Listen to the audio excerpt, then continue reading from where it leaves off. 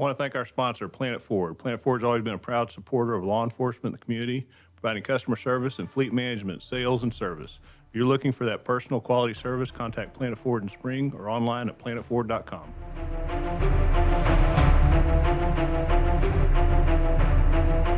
You're listening to Crime Scene Today, where we talk about future and current issues affecting law enforcement, forensic, and crime scene investigation. I'm your host, Dan Zentek. If you missed last episode with Tyler Dunham, we covered a lot of things in human trafficking. He came here from Uganda, where he is working over there. We talked about everything under the sun, including sacrificing children in Uganda. So problems that we don't have here, that obviously he's doing a great job over there, and a good friend and past prosecutor from Montgomery County. Updates on some upcoming conferences. So the ACER conference, the Association Crime Scene Reconstruction, is holding their conference March 2nd through the 4th in Oklahoma. It's going to be a hybrid conference. We're going to be there. We're going to be interviewing some of the superstars in crime scene, some of the original people dealing with bloodstain and shooting reconstruction, and some of the technologies that are being challenged and some that are coming about. So that'll be a great time there. If you want more information on that, it's acsr.org. Also for the IAI conference, which is the International Association for Identification, it's going to be in August in Nashville. Presentations are open. If there's some knowledge that you want to share, if there's something that you're working on, they'd love to hear from you. The presentations are due by March 5th. Just go to theiai.org and submit those, and we hope that you make the conference. So today in the studio, we have Nancy Hebert and Wesley LeRouax. Yes. So they are prosecutors with Montgomery County DA's office, and brought them here because they had worked an interesting case that just cleared out, so we can talk a little bit about it. And we're going to get to that in a little bit. As far as what we're going to talk about is the prosecution they had to deal with in prosecuting a former priest in the Catholic Church. But I've known Nancy Hebert for a long time in working child crimes, and I know that those in and of themselves are challenging. We've had Victoria Constance in talking about safe harbor. So Nancy, if you could just sort of explain a little bit of some of the challenges in general, and Wesley certainly join in on anything that you want to add, and some of the challenges in just taking on child crimes. Obviously, these victims are so young to have a voice and are not able to articulate things as much as adults and be as much of a part of it as adults. That's exactly right, and that's why Children's Safe Harbor was created in a multidiscipline team approach. Basically, it takes all the different agencies, as Victoria Constance probably told y'all about, that someone that's been involved in child abuse would come into contact with. Law enforcement, CPS, the need for counselors, which are provided free of service because Children's Safe Harbor is a nonprofit agency. And they have specially trained forensic interviewers that are trained to talk to children, because it's very, like you indicated, it is not common for children to want to talk about sexual abuse. There is usually, in fact, a delay. So the multidiscipline team approach, where all the agencies are on one campus, make it very easy for the families, for the children to be able to access all the different services that they need. But it also is the only crime that has this approach.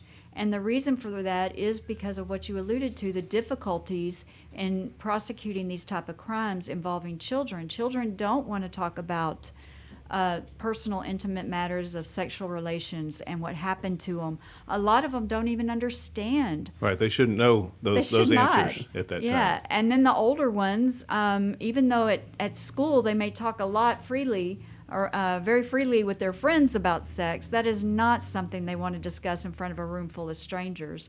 So we usually come across a big delay in the outcry. So that's not uncommon in these kind of cases. You know, in the case that we're going to be talking about, y'all had that delay in outcry. And if y'all could sort of explain, because there is a difference in statute of limitations from, I don't want to call them normal crimes, but for these specific crimes involving children, there's an extension that's allowed by the law.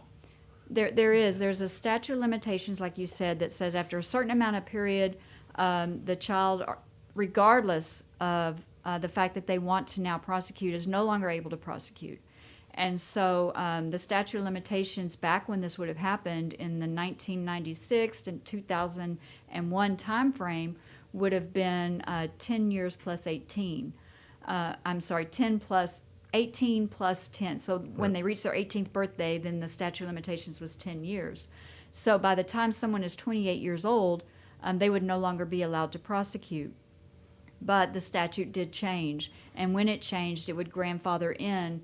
And so what you had was a statute that was originally 10 years, then it changed to 18 plus 10, and then eventually changed to no statute of limitations at all.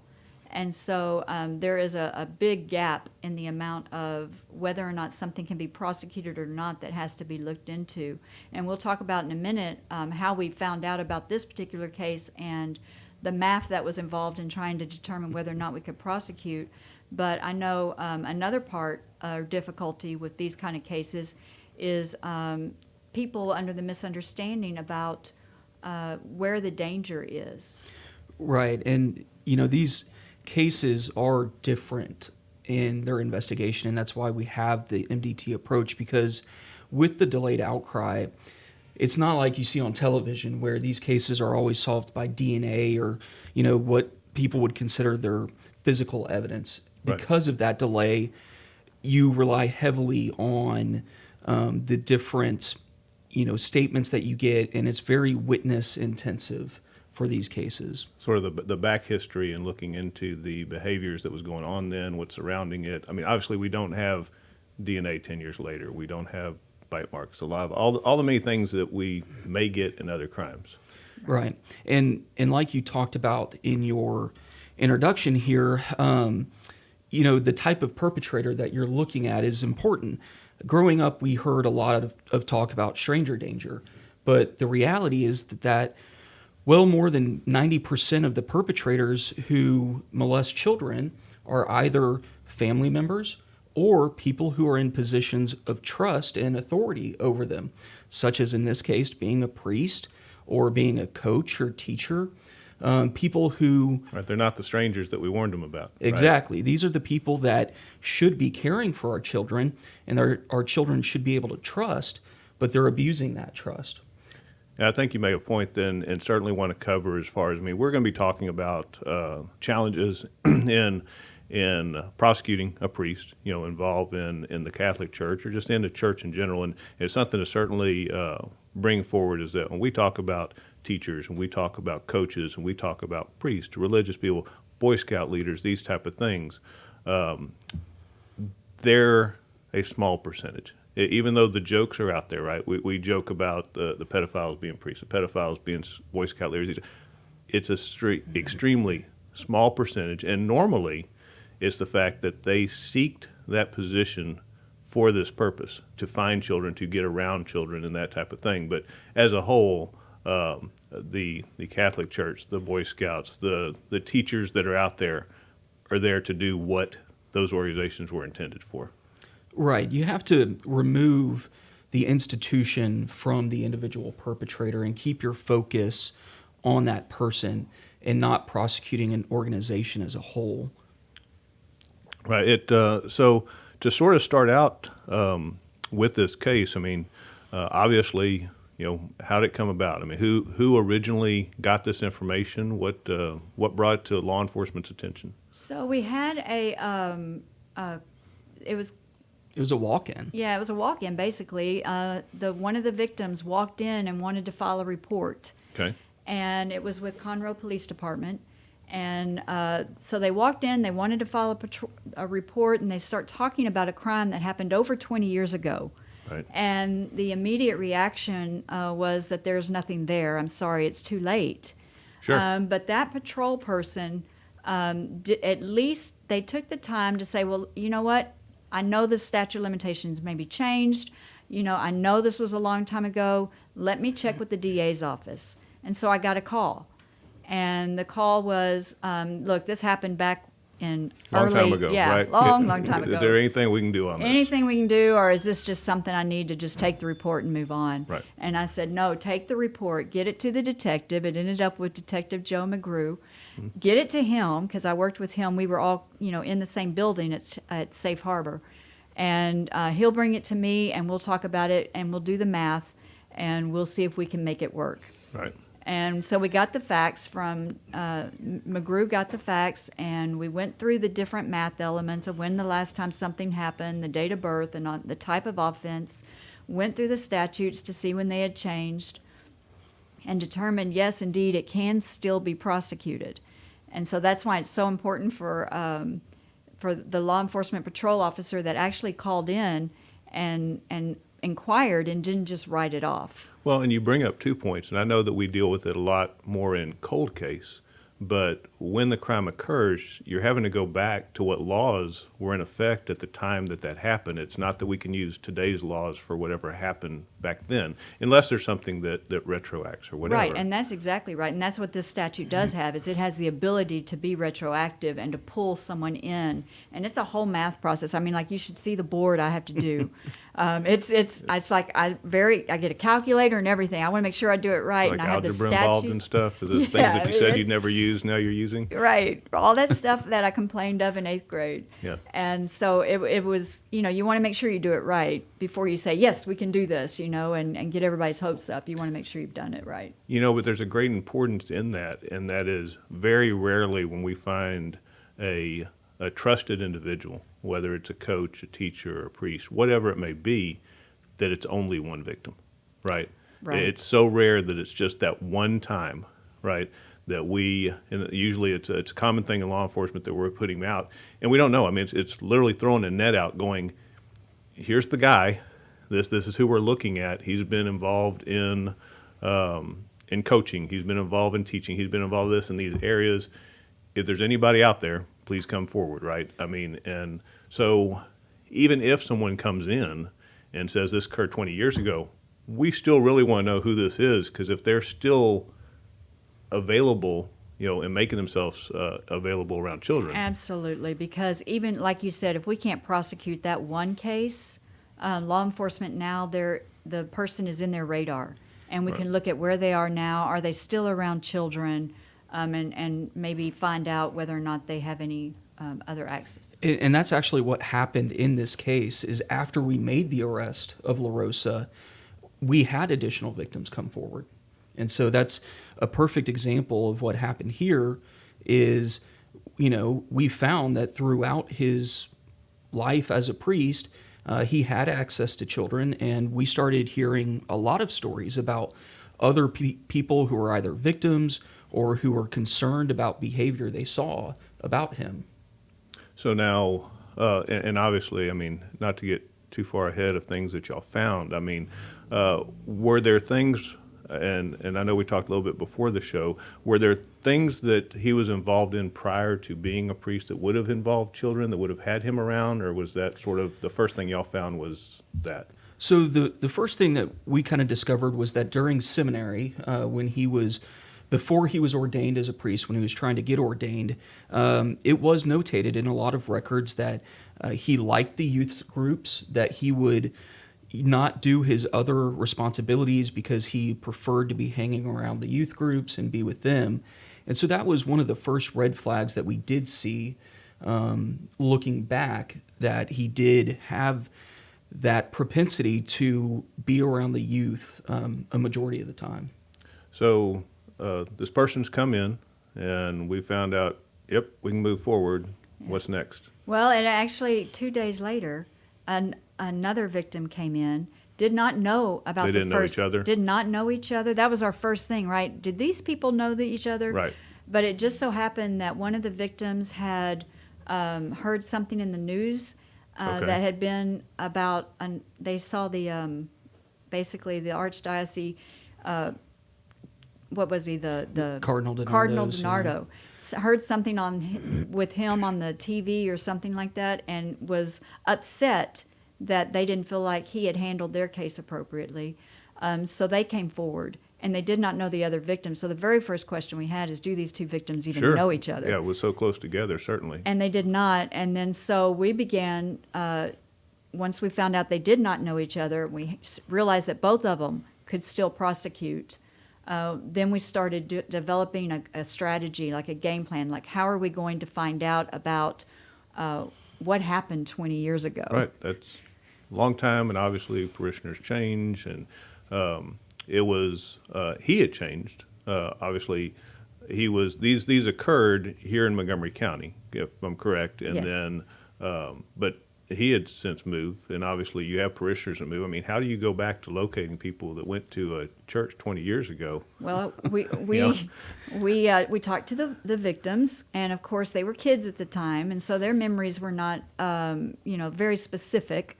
Right. But we basically just recreated the idea of what would have happened back then, and then we kind of decided, well, we would do grand jury subpoenas to try and gather some information, and then we decided on search warrants. So, I mean, so to explain a little bit of the steps, I mean, normally grand jury, we go to a lot of businesses, and it's not out of lack of cooperation from many businesses. They're just like, hey, we'd like court process, right? But normally a grand jury subpoena works. Normally, if we give them that, that's all we need. They'll provide whatever records. They sort of feel like they have their bases covered, right? But I would assume that going from that to a search warrant was a lack of cooperation in getting things. So, in this case, we issued a lot of grand jury subpoenas to try to gather documents. Sure. And there were a ton of documents in this case. As soon as this case was filed, obviously the Catholic Church hired their own attorneys to represent the church's interest of the Archdiocese. And they did provide documents in response to our subpoena, but we could tell that it wasn't everything that we believed was out there. They decided what they wanted you to have, not everything that If we you'd didn't, requested. if we didn't ask it in the way that they wanted us to ask it, they weren't going to give it to us. And so at that point in time, we decided that we didn't want to rely on their discretion in what they were providing to us. And so we executed a search warrant, which we do in a lot of cases. Sure, right. That is a very common practice for us to go in and execute a search warrant just so that for our comfort level, we know we have everything that exists. And that's what we ended up doing here. As soon as this case was filed, the day that La Rosa was arrested, we started executing our strategy of a series of search warrants in this case. And those were served, I mean, it wasn't just a local church here. I mean, y'all were at the diocese, which is in Houston, obviously the fourth largest city in the nation. That's a big deal. I mean, it was a big building. it's a lot of records, a lot of things. I mean, obviously, I mean, I've run search warrants with y'all. I mean, you obviously don't go in and try to search this whole building for what you have. I mean, was it that? No, we were very lucky that we had a huge group of people helping us. Everyone from federal agencies to the Texas Rangers, CPD. I think most of the DA's office was there. We gave instructions on what we were looking for, and we had a lot of help because it was a big undertaking. Right, Wes? Absolutely. And that was the last search warrant that we ran. We started with the church where he was at the time of his arrest, which was St. John Fisher down in Richmond. Okay. Then we executed a search warrant here at Sacred Heart, where he was back at the time where the incidents happened. And then we went on, we discovered that he had served some time at a facility called the Shalom Center. I had seen some about it, so, and obviously all I know about it is just whatever that I guess like if a, and please educate me on it, if a priest gets accused of this or there's some issue that they would send them there for some treatment or something. I'm thinking you send them to the jail for some treatment, but I'm just... Yes. So explain the Shalom Center or Yes. whatever. It's over in East County. That I knew. That Yeah. I've That was a surprise to us to learn that we actually That it was had here. that Yeah. treatment facility here in our county. I hope it's not because it's more needed here. They come from all over. Yes, they do. They take priests from all over the country, but So what's its purpose? it's not just for what the church terms as boundary violations or sexual abuse allegations. It's for anything. If dependency issues that a priest may have, or if a priest hits burnout and they just need time or counseling or therapy for a variety of reasons, they go there. Okay. And so what happened in this case, one of the very fortunate things that we had in this case is that one of our victims did come forward and report the abuse to the church back in 2001. And when they did that, that is when the church, they removed him from service. They sent him to the Shalom Center. Now, was that one of the victims from this case? Yes. Okay, all Yeah, right. the one of the people that came into CPD and reported it was the one So they that made them aware in 2001. in 2001, but Yes, and so they sent him to the Shalom Center, and then they had him basically just ride a desk at the Archdiocese for a couple of years. They had a couple of internal reviews that they do. It's a pretty formal process within the Archdiocese, and then they released him back into service as the head priest over at St. John Fisher. I mean, I guess it's probably just from working these crimes for so long. I mean, I don't personally believe of a cure for pedophilia.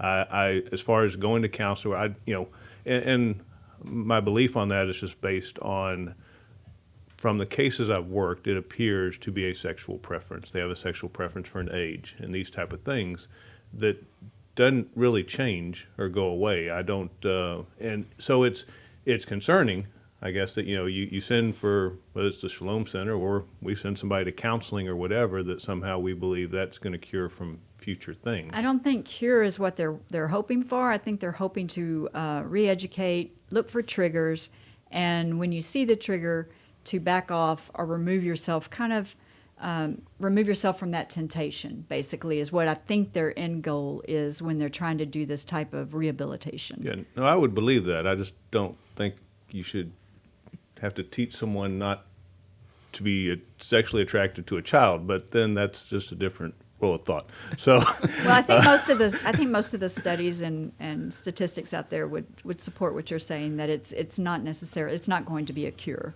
Yep. And of course, us in law enforcement think jail is a better place. Right. I mean, it's, It does remove temptation it does. So, well, from yes. children. For children, yes. But, sorry, Wes, so back to sort of what you were discussing. I mean, so he's received treatment, and then, as you say, he's riding a desk for a while. I mean, was there something that was, I guess, documentation on how long he was to do this? What's I guess you're okay, you can go back to priesthood, or what? Yes, and that's one of the things that we were fortunate for is that, the Archdiocese and the Catholic Church keeps records on pretty much everything. Pretty much every email that they get, they keep and they have records of. And that's what we were able to find during our search warrant. And so as we were going through all of these records, we discovered the exact timeline that he was there at the Shalom Center, his postings, and even his follow-up aftercare that he went to. So all of that was documented. And we were lucky, too, because we recovered notes from their meeting with our victim back in 2001. We recovered emails related to our victims when they made the reportings. So we were able to recover all of those documents as well. So during that search, obviously, we're talking a lot about the 2001 case, but did y'all find other things, I guess, from there? I mean, obviously, he had still been practicing, and you said he was in, I can't remember, what church was he? St. when- John St. John Fisher. No, what city when he was Richmond. arrested? Richmond. He was in Richmond when he was arrested. So obviously, there's still the availability. I mean, did y'all find something beyond the 2001? Yes, so we were ultimately able to identify and confirm at least 4 child victims of his. And obviously, one of them came forward in 2001, and then that's one of the ones who made the CPD report. Right. And the second one who made a CPD report had gone to the church first before they went to law enforcement.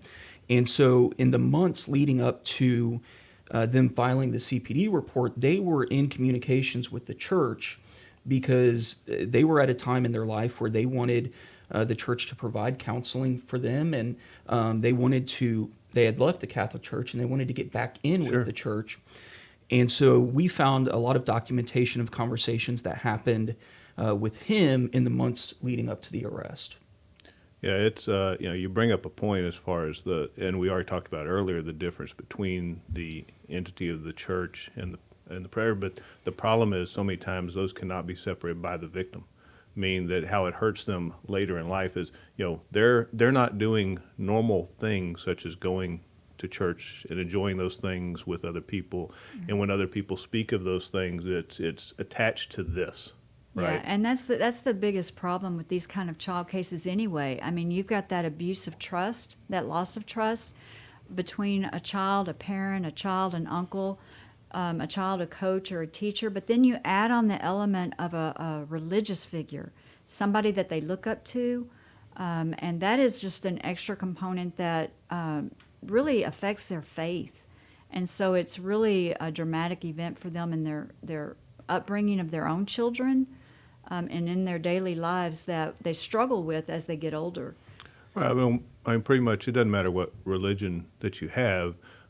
Usually, a general foundation of most is right from wrong, right? Right. And so that's sort of this foundation that person's supposed to educate me, know the right from wrong, give me guidance and advice, and this is what's occurring. Right? And that was something that was very personal in our meetings with the victims. As we were sitting down with them, you could see the effect that this had on them, because at the time they were all very, very active within their church.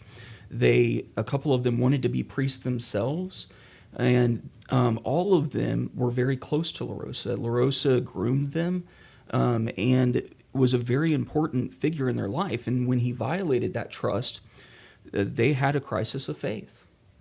Yeah, it's one of those things where, like I said, we've talked about different types of offenders, but I think that's one of the reasons why it is so publicized. Besides it being attached to such a large entity, but is the impact and the effect it has for so long and in different ways than others do. But so obviously y'all ended up with a plea, but I know, because I've known y'all a while, y'all had a plan for trial. Oh, we had a plan for trial. So y'all had things that you had to consider, and certainly, one of the purposes in this show, besides just educating the public, is for law enforcement, for prosecutors, for people that are out there, to learn from subject matter experts that have been through it, right? So I guess sort of advice and things of things that you thought about, threw around, and other things to get to there. Well, we did develop a trial strategy, and basically one of the things, the key components, is that we were going to plan, and this would be my advice to people that are prosecuting these cases, would be that you've got to keep the focus on the perpetrator, because your audience, your jury, if you're attacking the church, Sure. then that's something that's Personal. not it. That's not on trial. That's Right. personal. And so we wanted to make sure when the witnesses we chose, in the presentation of our evidence and our arguments, that we were very careful to keep the focus on the bad guy, in this case La Rosa. And so we made sure that when we were developing our trial strategy that we kept the focus on him. So, I mean, we always have the question after working many cases of, the hindsight, right, is what would y'all have liked to have had? Is there something else that, I mean, not so much of something I want to do or not, whatever, but I mean, if in hindsight I wish I would have maybe done in this order, that order, something that sticks with you that, we always have that moment, I guess. I guess it'd probably be the amount of documents that we had to review, a little bit better organization schedule. But luckily we came up, Darla Faulkner was somebody that stepped in and developed, because we had so much documentation that we recovered, that we were trying to focus on our La Rosa case. Right. But there were all these other possible documents that indicated that there might be other offenders out there. So how did y'all handle all that? Well, so Darla developed a strategy where she divided it amongst teams, and she moved all the La Rosa stuff to us, and all the other stuff went to other people to review, and then it went over to the Attorney General. Yeah, that was one thing that made the documents and records in this case kind of skyrocketed numbers, because as we were going through the Archdiocese, obviously we're looking for things pertinent to La Rosa. Right. But if we encounter Another crime, and we don't know if law enforcement's been knows involved, about it, right? so that's what we did. And Darla Faulkner's team did a great job in creating a spreadsheet to present to the AG's office, so that Nancy and I could build our trial team. And that's what I'll say. Brett Ligon, the DA, really gave us a great opportunity to have a great team focused on this case. And we locked ourselves in a conference room for about 2 months, focused on nothing but developing our trial strategy. And that's where all the office stepped up, right? Because with all the office allowing us to handle this one case and focus on it, Yeah, y'all had other things that y'all normally would have been doing. our office gave us a lot of support, so we're very grateful for that. And I've seen that time and time again with DA Ligon and Montgomery County. If there's something that needs to be addressed, everything's put on it, right? And not to the fault that other things will fall. Other people step up and do it, right? Right. But those are certainly challenges with these cases. So I mean, going forward, because it seems to be, and just your thoughts on it, it seems, and I'm hoping that in the past couple of years, I mean, we've had numerous conversations with, sexual assaults of Me Too movement, of different things with children and whatnot. It seems as though, I don't really want to say not a priority, but it just appears, like I said, as soon as you contact the Catholic Church, there's lawyers involved, and I understand they have things to protect on their end too, but is it being addressed? Do we see a change that we want to take care of this, right? I mean, you know what I'm saying? I think I saw they made efforts to work with us, the attorneys that we worked with from the Archdiocese. I hope the tone that I hear from the Pope hopefully is changing. I know they prosecuted a case in Florida and some other locations where they were hopefully holding people accountable. And every time we hold a priest accountable, I think eventually the church is going to see that people are going to turn away. People are not going to want to support an institution. We had more than one person tell us, I still believe in my faith, but I just can't go to church. And I think when the church starts to realize, or when they heard that, I'm hopeful that they are starting to make a change. And I will say, I think the church's response to a kid coming to them today is going to be a lot different than what happened with our victim back in 2001. Oh, certainly. I think I think certainly as society has changed, there's more belief where, sadly, just many years ago, and I shouldn't say many, just not that long ago, you believed the priest, you believed the teacher. They not only were in a high role for that student or whoever, but as they believed them over a kid making an accusation. And I think I certainly don't think it's changed where we just believe the kid, but I think it has at least opened the door that we need to look into this. Yeah, right? We just need to listen and we need to investigate, right? Because just because a kid comes forward doesn't make it true, but just because a kid comes forward doesn't make it not true. So it's got to be investigated, and I think giving everyone a fair shake to listen to what actually happened, and also understanding. I think there's also been a shift and a change in understanding how to prosecute these cases, how to investigate them from law enforcement standpoint. I know law enforcement has invested. There's several different law enforcement agencies over at Safe Harbor. There's Precinct 3. There is the SO, Sheriff's Office, CPD.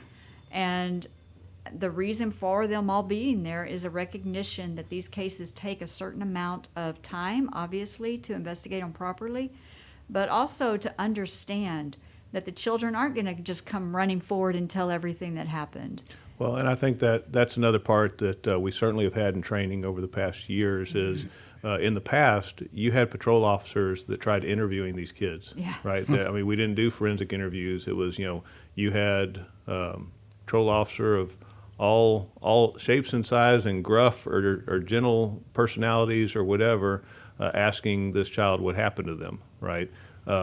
Luckily, like I said, over the past years, we've educated the patrol officer on how to still document but not have that interview and get them over for a forensic interview, which is designed to be a lot different than just interviewing on the streets, right? Yeah. I think that's made a change. I think that hopefully has brought some awareness to that. And we're lucky enough here to have Safe Harbor and multiple.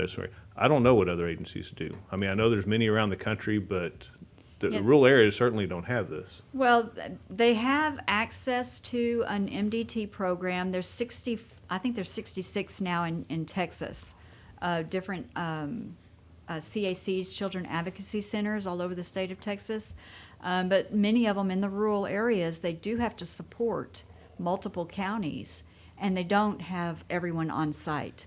So they miss that, the component of just having your detective right across the hall, or down in another building right over there, a CPS, and you can go and make sure that this child is safe and all work together. That's a huge component in keeping these cases moving forward. So now a question sort of related to y'all is you had someone coming forward that's now an adult. So as an adult, do you interview them as an adult, or do they still head to the forensic interview? They interview as an adult. So they're not going through the other process that's... Right. They did. Right. They don't go through the Safe Harbor does the 2 through 17 Right. year olds. So they came. They were much older than that when they came through. So they were interviewed by CPD. And if I could follow up on one thing that Sure. Nancy just said, it's specific for law enforcement here in Montgomery County. Even if you're not one of those agencies that's located at Safe Harbor, for any agency in Montgomery County, if you're working a child sexual abuse case, call me. I'm available to you to answer questions, to help you out with your investigation. So we're not just helping out the detectives who are there at Safe Harbor. I'm available to y'all as a resource anytime. Yeah, and that was the beauty. I mean, we would have different agencies from all over call us and ask questions. And we want to be available to them to answer those questions, because we want to make sure that the cases are prosecuted in the best possible practices, using the best possible practices that there are.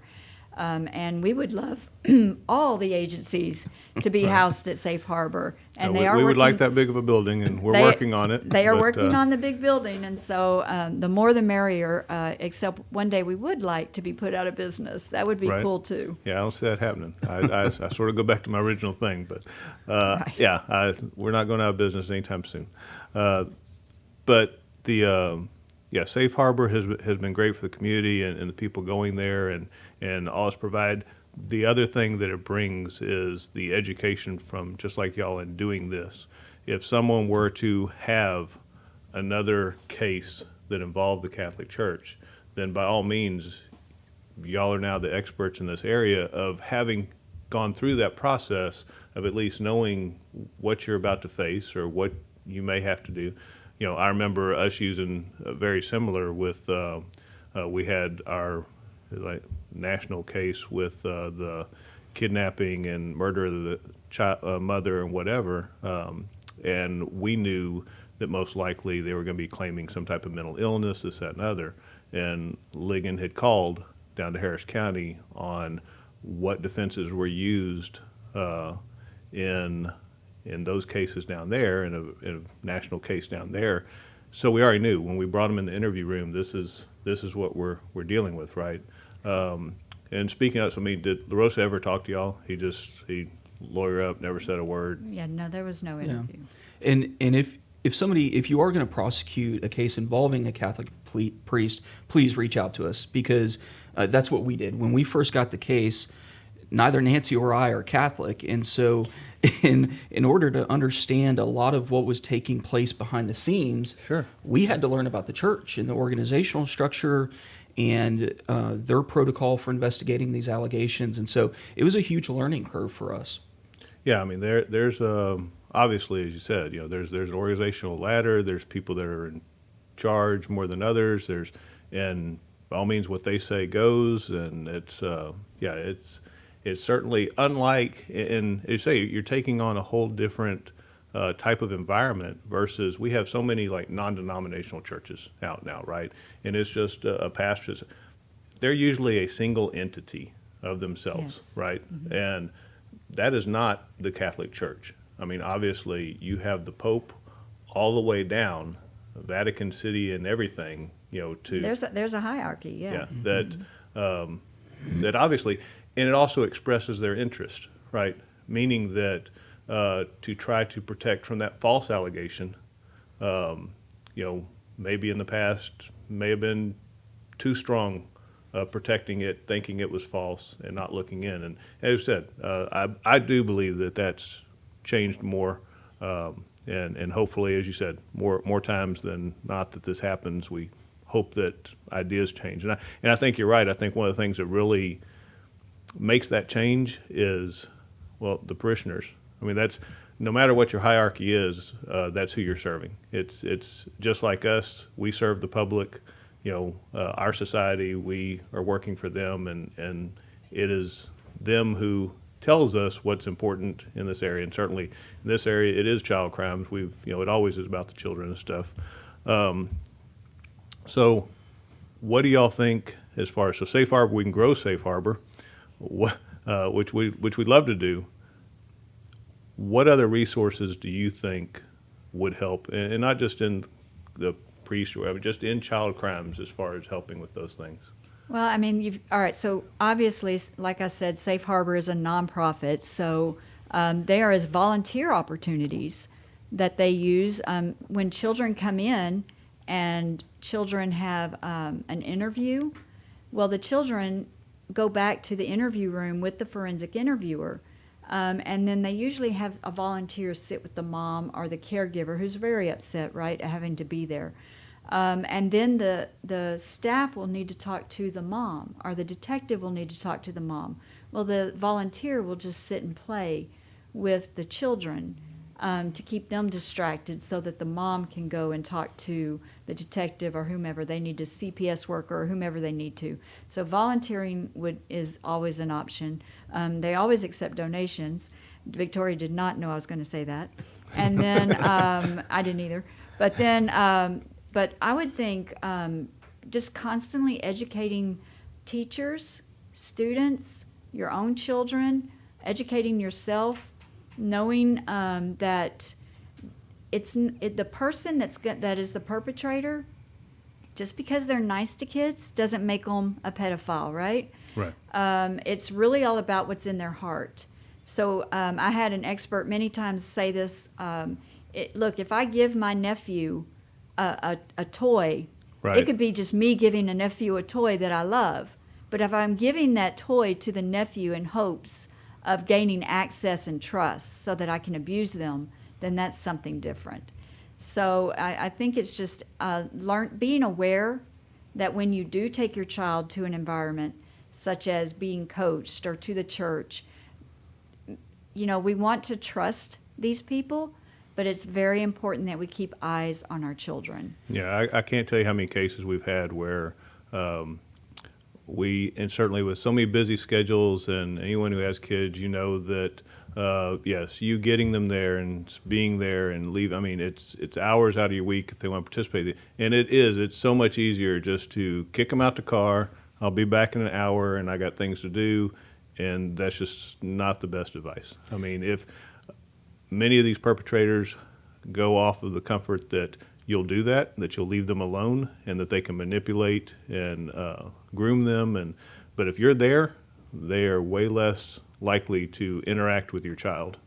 Yes, absolutely. And education, like Nancy said, is something that we're constantly doing and trying to do to educate not only law enforcement or teachers, but also the public in general about what child abuse is, because a lot of people have misconceptions about it.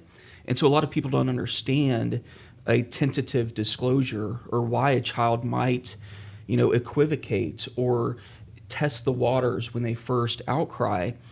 And people will dismiss that, not understanding that disclosure is a process. So what should they be looking for on a kid, I guess, sort of attempting to talk to someone? What would that look like in a case you've seen? Well, I mean, obviously, a common example that we see of children coming forward is instead of saying, hey, he abused me, they say, I'm uncomfortable around your boyfriend, Mom. I don't like the way he hugs me.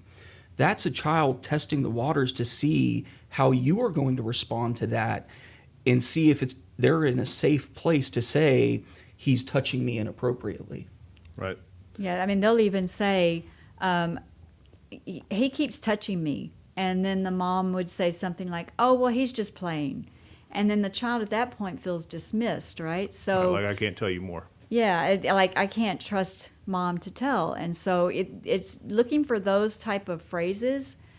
Dig a little deeper to find out it's probably not just them messing, with each other and teasing each other. There may be more behind it. There may be nothing, but you've got to find out.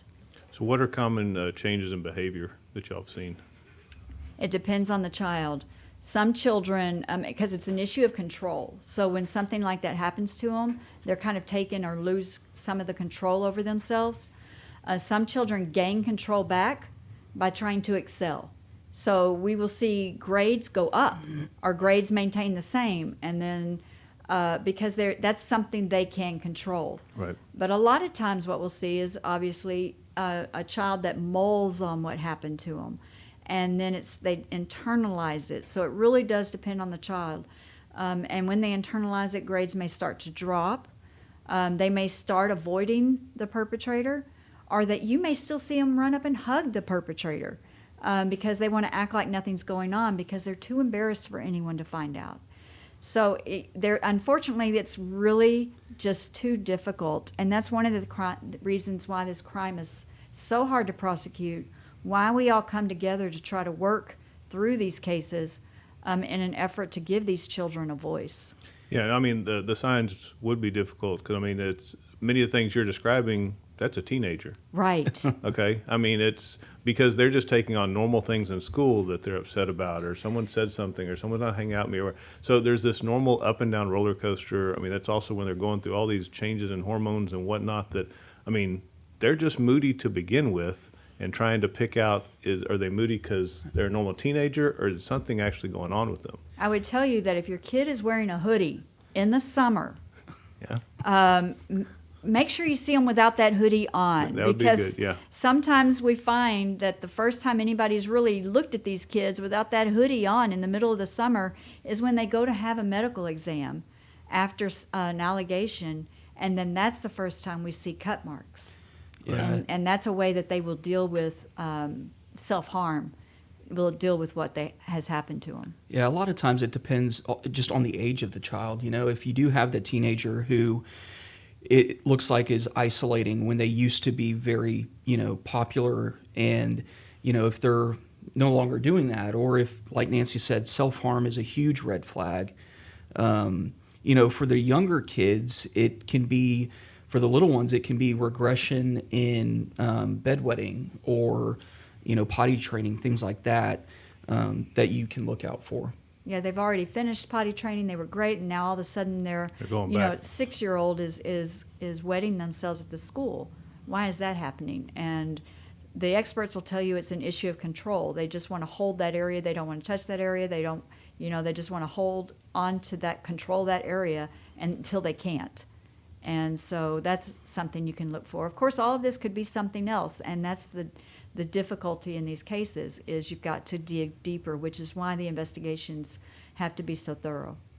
And certainly as far as, kids, and that sort of goes to this case that y'all worked, is so many times we tell them when these things happen, right, because we're always focused on the parents, on the family members that are doing this, and when something happens, go tell your teacher, go tell your priest, go, Right. Tell these trusted individuals. That's who we've told you to turn to, and certainly if it's one of them, talk to your parents. And that, I think that's another struggle, that getting them to come forward and feel, like you said, that they can trust someone that's going to believe them, because I believe that's a big part is, are you going to believe me over him, right?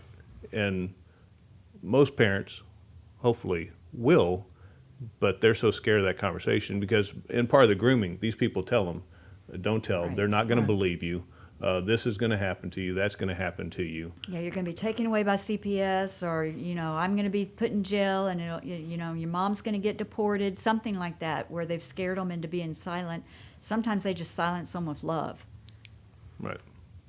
So I know I touched on a bunch of things. Was there anything that we didn't cover in the case that y'all want to touch on, or on child crimes? I certainly want to give you a voice to y'all's things that you had on your mind with this. We've touched on a lot of them. One of the things that I, would add was that when we were developing the case and other people were coming forward, we were having a lot of people come forward and tell us things, right?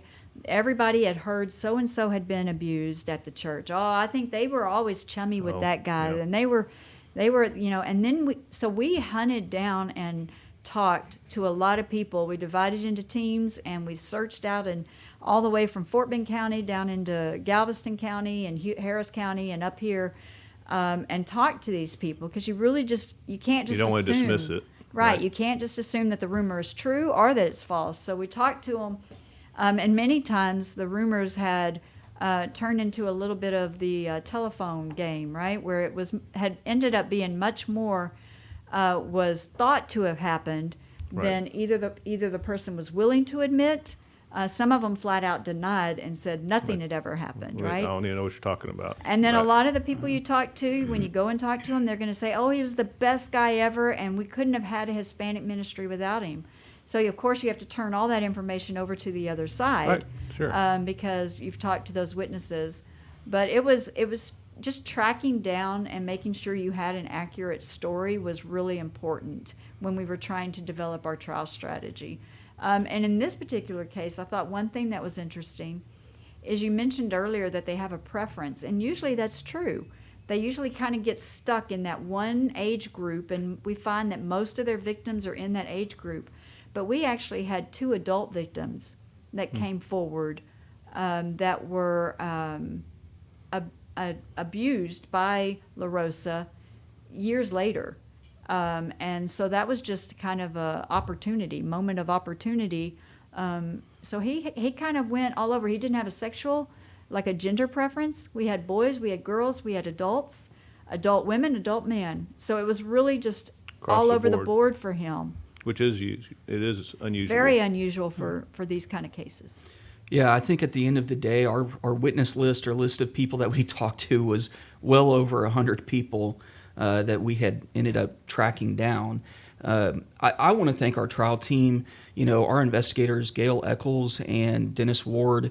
They had to go find these people. Right. And so they spent a lot of time doing that.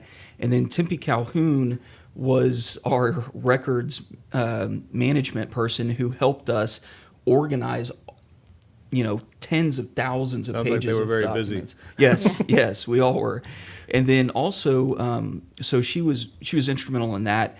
And then lastly, Ilda Rupert is our victim coordinator. Yep. And as you can imagine, with all of the press on this case and everything that was going on in the media, Ilda spent a lot of time updating our victims, making sure that they're aware of the process and that nothing unexpected happens.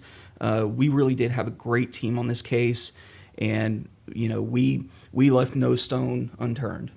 Yeah, well, y'all have a great team at the DA's office. I brag about y'all all the time and the work that y'all do there and supporting, and I should just say working with law enforcement. And it's a great team effort between law enforcement and the DA's office, and I think it's what's led to some very strong convictions and some very harsh penalties to get some people just like this off the street and stop harming our children and other people that are out there. So, And some really smart jurors, too. yes. I said y'all put in a big red bow in front of them, and they're smart enough to realize what they're looking at and avoid some of the smoke screens that are put up in front of it. So, but I appreciate y'all coming in today, and I appreciate everybody listening. If there's a topic you'd like to hear on the show, if you want to be on the show, if you're a subject matter expert that'd like to discuss one of your cases or a topic, if you want to sponsor the show, please reach out to me, Dan@crimescenetoday.com. And as always, thank our Lone Star Radio for hosting and taking care of all the background work to make this available to you. And we'll see you next week.